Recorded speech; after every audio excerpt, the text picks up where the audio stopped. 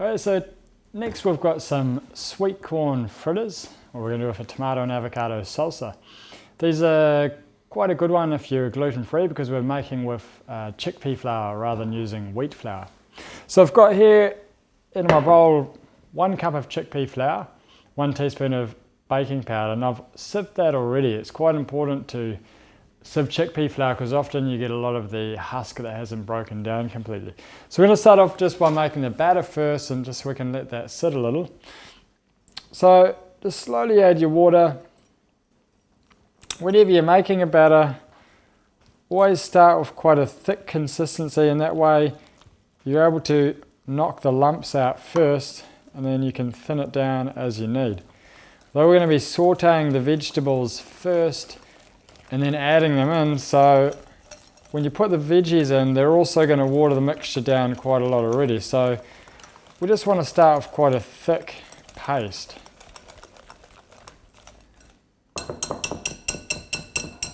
So once we've got that mixed in without any lumps, we'll just take our whisk out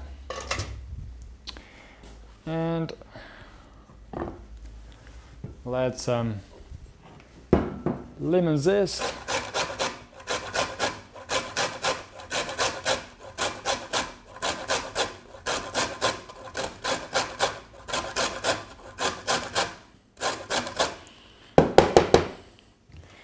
Whenever you're grating the lemon zest, always try as much as you can to make sure you're not using those highly waxed type of lemons.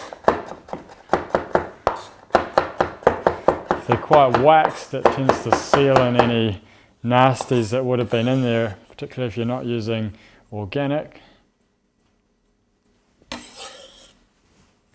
So lemon zest is going to give it a nice zing to them. The thing with chickpea flour is it can tend to be a little dry, so we want to have a large proportion of vegetables to the actual batter mix here. So I'm going to add a little chopped herbs in here, a little rosemary, bit of sage and some marjoram.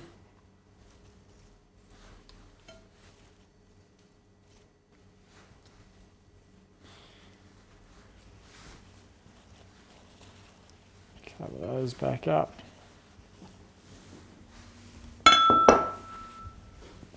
Lovely fresh garden herbs, picked just this morning. These 3 herbs, rosemary, oregano and sage, so easy to grow. Basically you buy some seedlings from your nursery.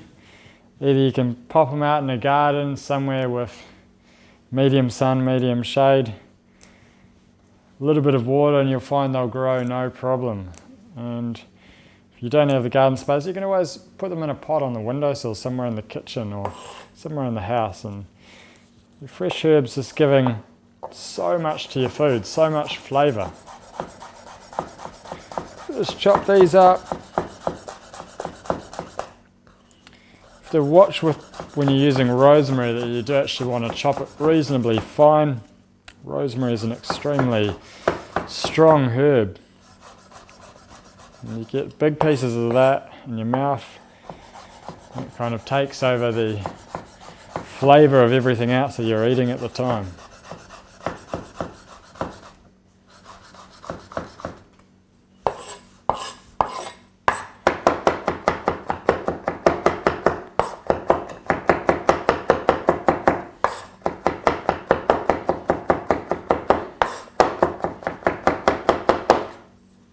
Good. So we're going to put most of our herbs straight in the mix there, and put the rest just aside here. They'll go in whilst we're sauteing our vegetables. So I'll turn a pan onto the heat.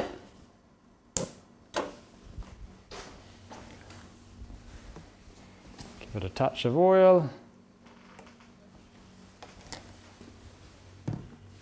We'll start off with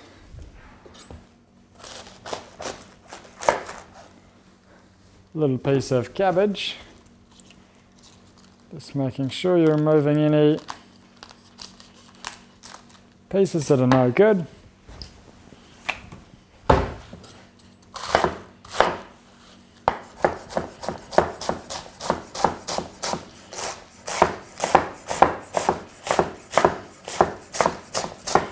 chopping that reasonably fine.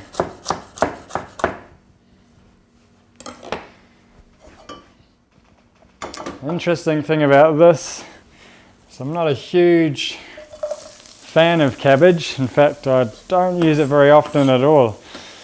But at the moment in the yoga centre where I live, we have a German guy who's here visiting, so we have cabbage in our fridge, and I went yesterday to try out these fritters, but I'll give them a quick run before I cook them today. And of course, our zucchini plant in our garden's now finished. I was hoping to make them zucchini and sweet corn fritters, so no zucchinis were there. So I found a cabbage instead, so I thought, give it a go. And so we tried it out and it actually came out quite nice, so I thought we'd put it in today. This is the way it's good to learn to cook, not relying on the recipe, more using it just as a guideline and sort of shift and shape it how you like with what you've got. It's no good going to make something and realizing you've got to go all the way down to the shop just to pick up one ingredient. You can always make do with what you've got generally, as long as your cupboards aren't completely bare. So 1 carrot grated in with our cabbage.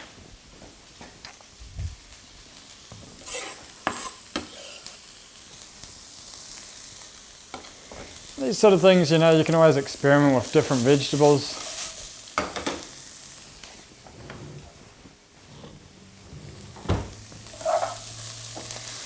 So we basically want to sweat these down so they're a softer consistency. Slight pinch of asphodel.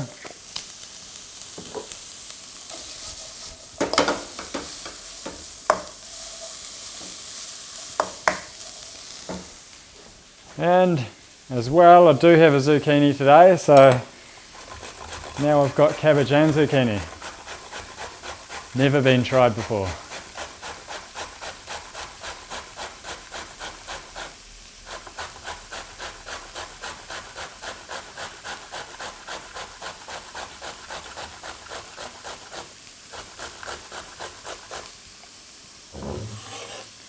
Let's pop the zucchini to one side, and while we'll take our sweet corn. Thinking 2 sweet corns are going to be enough.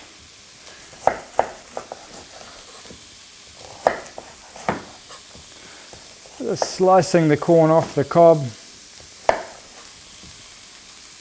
The easiest way to do it is to have the corn on its side. If you're trying to slice it up this way, you'll find the corn will tend to run everywhere.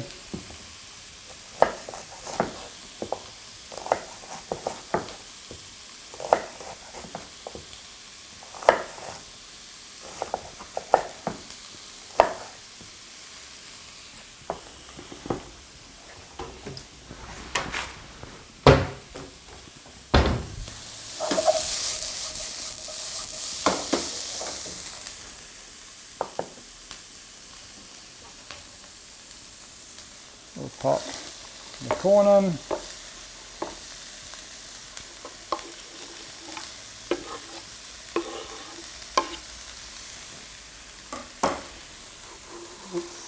So the zucchini goes in.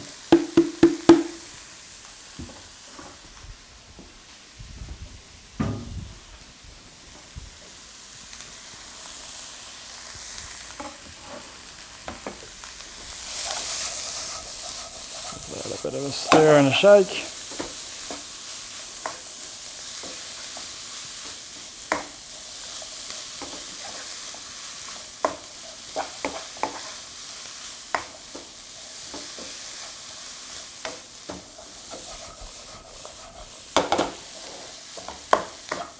We'll just let that gently cook down for a couple of minutes.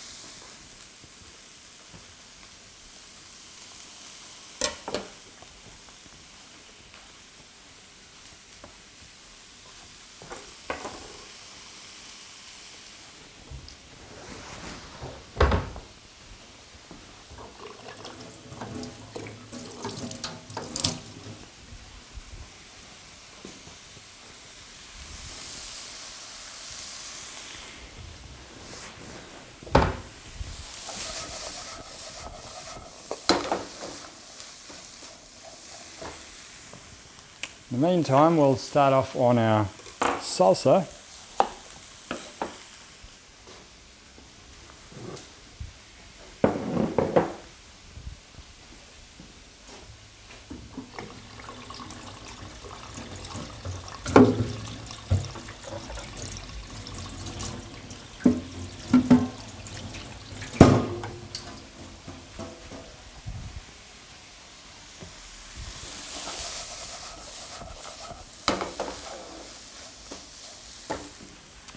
I'm going to take the juice of half a lemon, put that into our bowl.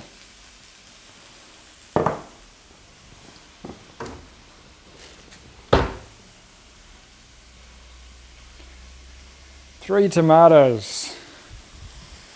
I'm going to grate these tomatoes. You don't often see tomatoes being grated. It's quite a good way to get a sort of nice rustic pureed effect without too much of the skin in there.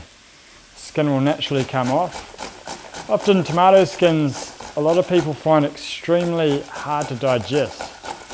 So just by grating them, it's an excellent way of removing the skin but keeping all the flesh and juice. If you want to use these skins, you can always put them aside and put them into a vegetable stock or a soup.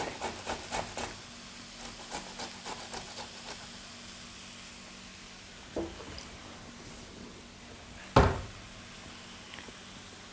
pop those into our bowl.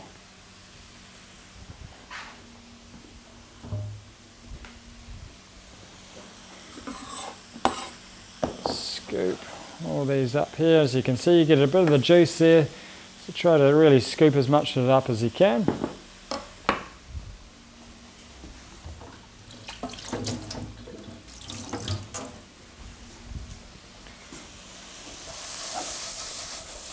Our veggies are coming along nicely there.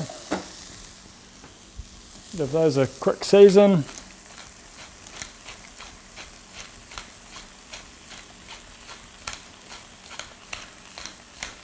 So I can add a little seasoning to the batter.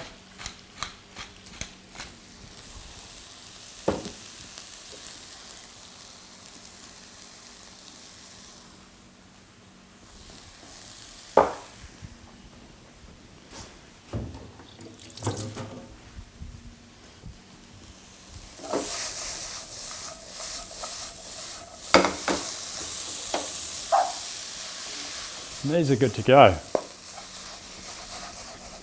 As you can see, I've got quite a lot of vegetables here and not much batter, so I'll just start off by adding half. We'll work it in as we go. May not need quite all of this.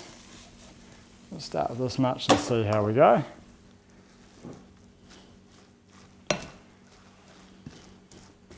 Basically, you only need enough batter so that it's just holding the vegetables together.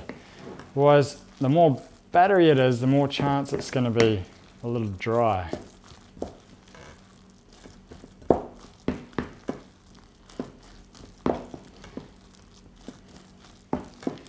So that's great. We'll work the rest of these veggies in.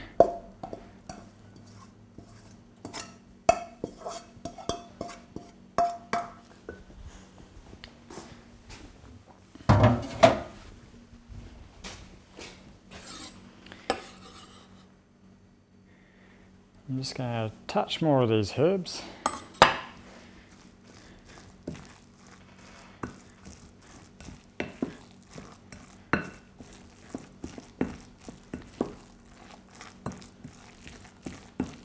This mixture's looking great, and as you can see, there's only just enough to bind the vegetables. It's not too battery. Okay, so we'll just pop that to one side while we finish off our salsa. So I'm going to take half an avocado. Let's pop the stone out of there.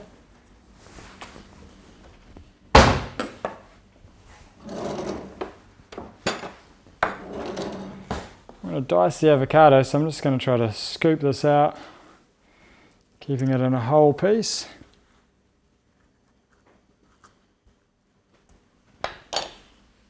removing the stalk if it's on.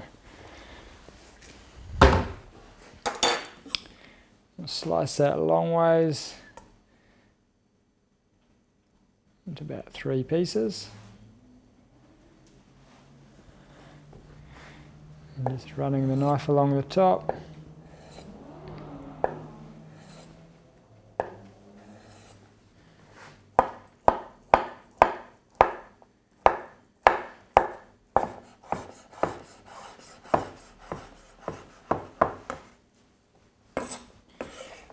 I can scoop that avocado in. Give it a little touch to those herbs that are there.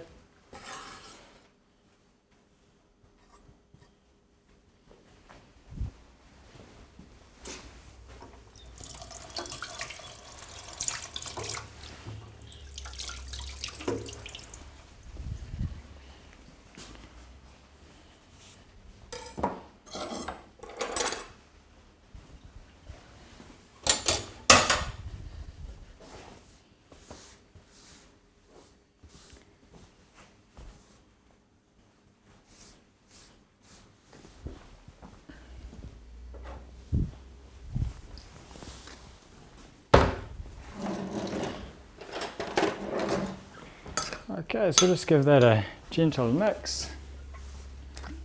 Add a little bit of extra virgin olive oil, just a dash. So give it a little seasoning.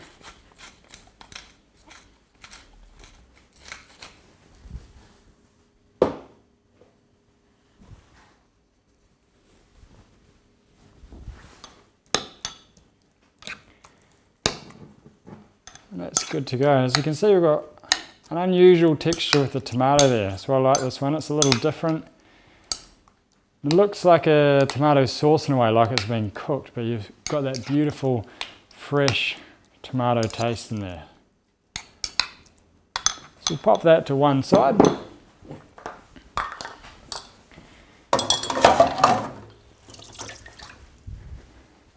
We'll get a pan onto the heat for our fritters now.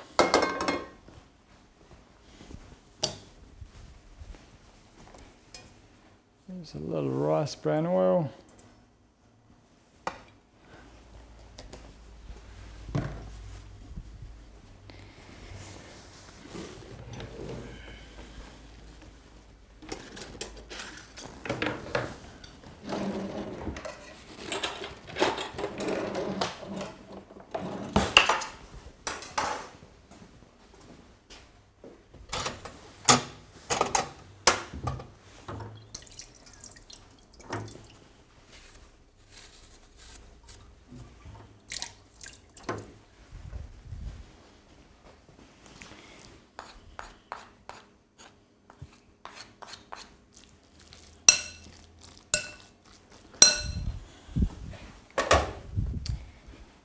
We'll just basically drop spoonfuls into the pan once it's heated up a bit.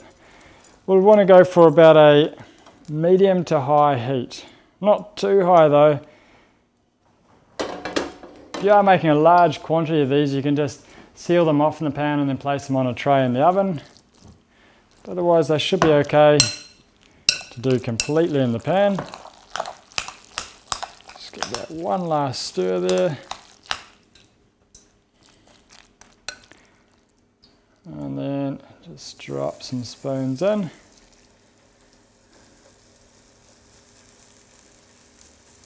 Just pat them down slightly so they're not too thick. Give them a little poke on the edges. As you've got a lot of vegetables in here, you do tend to lose a few corn pieces here and there coming off the side.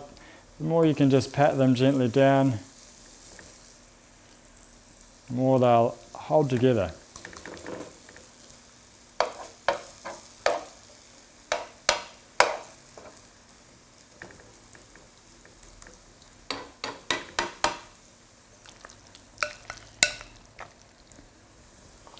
You can basically make these as small or big as you like. There's no rules here.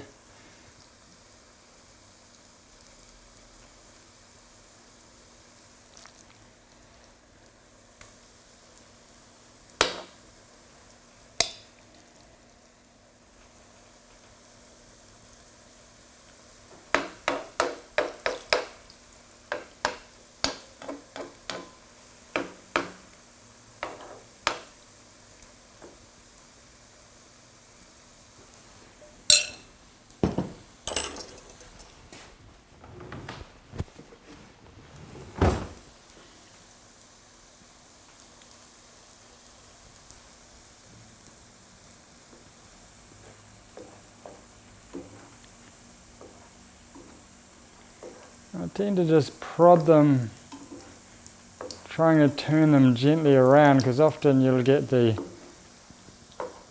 part that's closer to the center pan will be slightly browner. So if you can just roll them gently in the pan without damaging their shape. Just try to shift them slightly.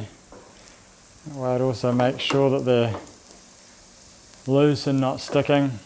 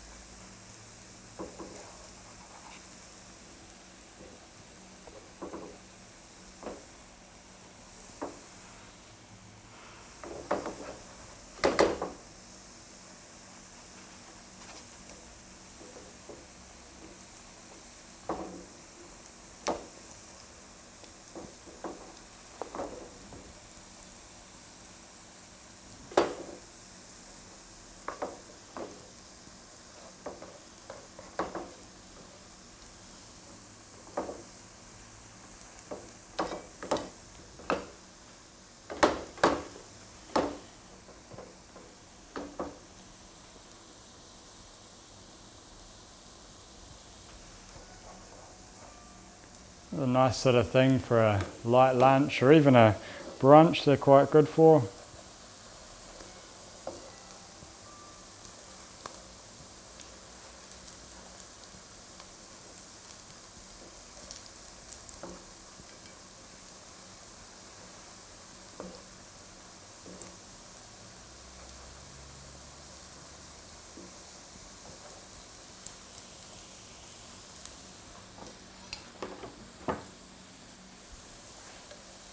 I always like to use a little palette knife just to check how we're doing. They're looking okay, so we'll pop those over now.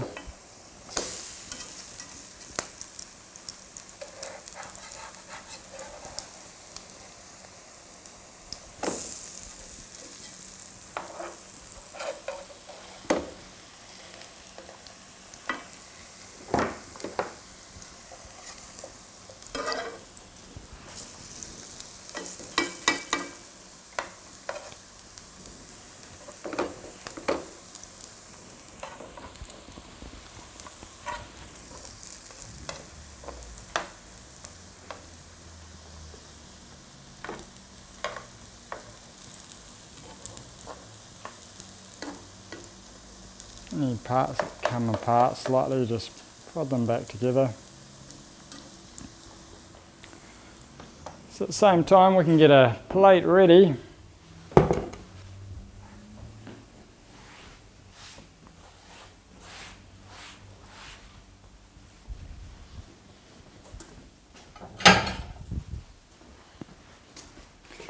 This goes fantastic with a little bit of rocket, which I managed to pick some lovely leaves from the garden this morning. Rocket just gives that nice sharpness of flavour. I'm just going to place a little bundle of rocket leaves on one side of the plate there.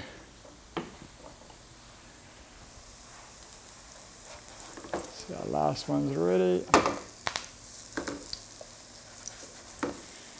If you notice ever one side of your pan is hotter than the other, then just keep things rotating. Just try to shift the ones that are cooking faster to the cooler side, the ones that are a bit slower over to the hotter side. It's very rare in life that you get a stovetop and pans that cook extremely evenly. Basically how you'll tell if these are done is just by touching. They should feel slightly firm, slightly springy, and if they're soft in the middle like it feels doughy, then they still need a little bit longer.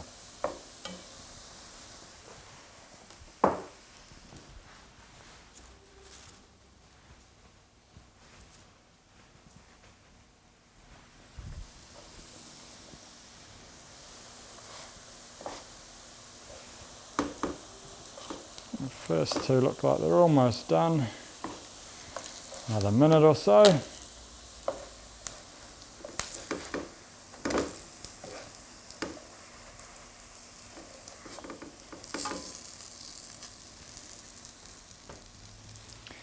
pays to give them a little turn on each side a couple of times if you're not putting them into the oven, just to make sure that middle part's cooked through.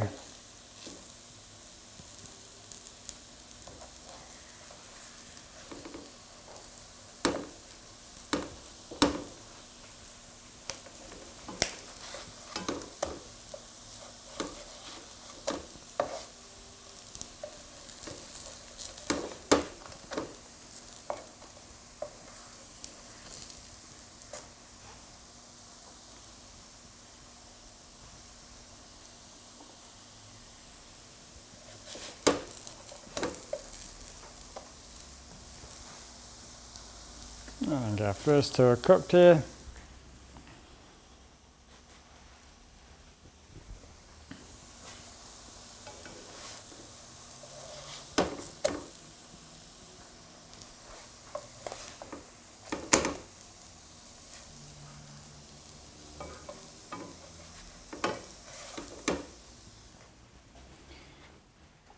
There we have, onto the plate.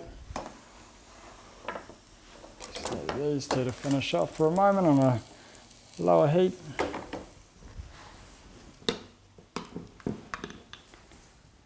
With a little bit of salsa.